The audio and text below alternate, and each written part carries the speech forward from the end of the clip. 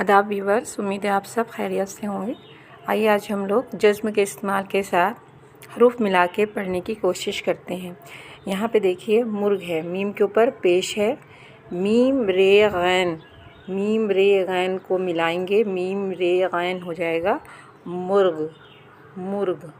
फिर यहाँ पे देखिए ये मीम के नीचे जो है ज़ेर है, मीम रे चे, इनको मिलाएंगे, मीम और रे चे को मिलाएंगे तो ये हो जाएगा मिर्च, मिर्च।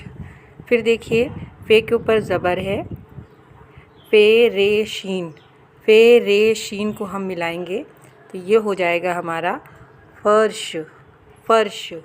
फिर देखिए ते के ऊपर ज़बर है, ते खे और ते को हम मिलाएंगे तो ये हो जाएगा हमारा तख्त, तख्त। फिर देखिए शीन के ऊपर ज़बर है,